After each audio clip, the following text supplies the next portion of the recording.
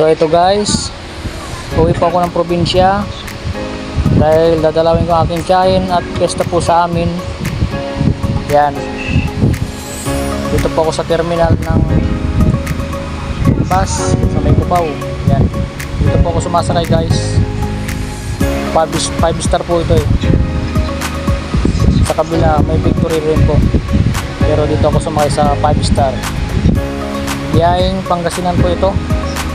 Yan, maraming nagsisiuwian ngayon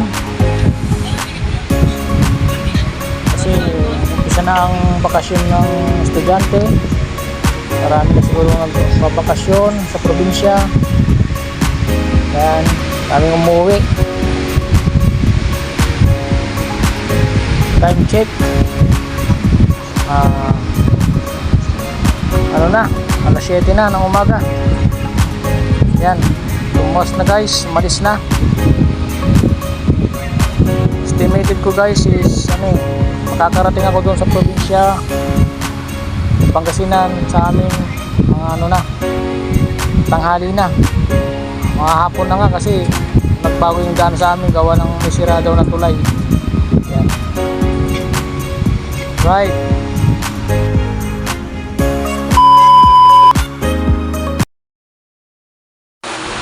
At ito na guys, nandito na ako sa amin. Yan, ang patron namin. Guys, pesta po sa amin dito sa aming probinsya. Abangan po natin yung prosesyon. Parating na po. Yan, para makita nyo po yung prosesyon dito sa aming probinsya, kasi pesta po sa amin. Ayan na po guys, parating na. At yan nga guys, ito na yung aming prosesyon. Yan. Siyempre bago po ang mamaya, may konting program sa kasayawan sa aming barangay. Siyempre may prosesyon muna. Yan, sa hapon. Yan. Medyo mabilis po yung lakad nila kasi napakainit po. Yan. Kaya medyo mabilis yung lakad nila kasi napakainit po. May mga payong nga sila eh. Ito po yan sa may Pangasinan sa amin. Yan. Hindi na kami nakipag-procession kasi ay init. Yan. Mabilis nga silang magsilakad eh. Dapat yan medyo mabagal sana, so mabilis kasi napakainit.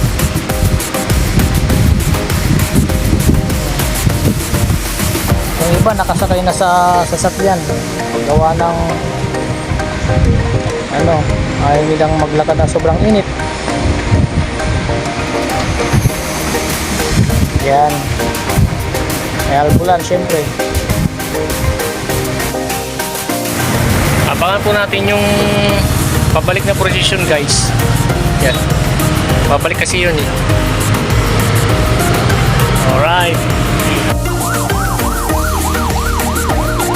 At ayun na nga guys, bumalik na yung prosesyon at babalik na po yan sa may sa may chapel namin. Yan, marami ring nakipag-prosesyon guys eh, kahit mainit. Masaya po dito sa amin guys pag piyesta. Yan, isa sa mga barangay na dinadayo dito sa amin, itong aming barangay. Halos 3 araw po yung rito, piyesta. Una sa gabi, mga senior po ang may sayawan, orchestra yung kanilang na tapos second night naman mga kabataan yung guys. Tapos yung third night pa nga, meron silang parapol, palaro, ang mga drama, mga ganun guys. Mamaya po panoorin niyo po na mayroon pong sayawan sa chapel mamayang gabi. Ang haba ng prosession guys.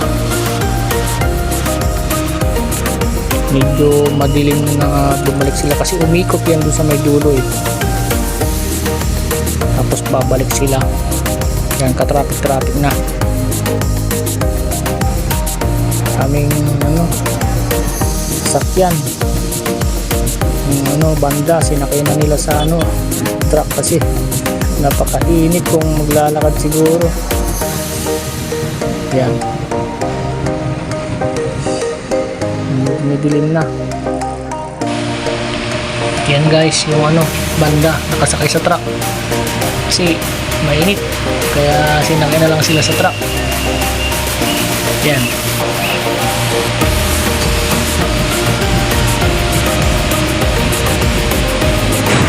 Ito na nga, fireworks. Dahil umpisa na nila yung program sa chapel, saka may sayawan na. Yan. Kasi umpisa na po ang kanilang sayawan. Ayun na, magsayawan na lang guys. Ayun yung narkila nilang orkestra. Tapos may sayawan yan guys. Yan, mga senior dyan, mga nagsasayawan. Yan.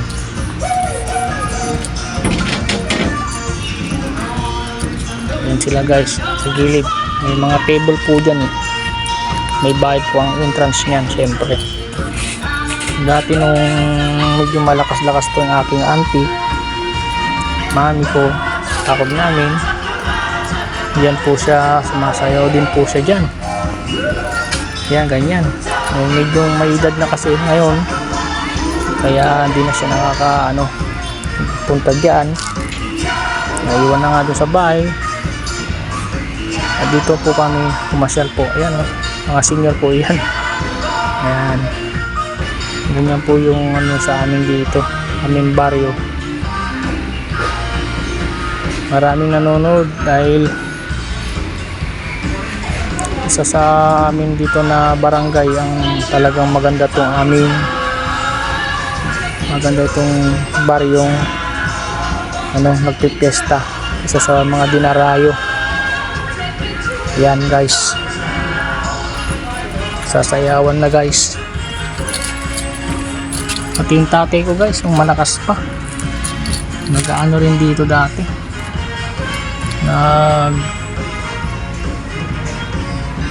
sasayaw siya dati. Silang magkakapatid.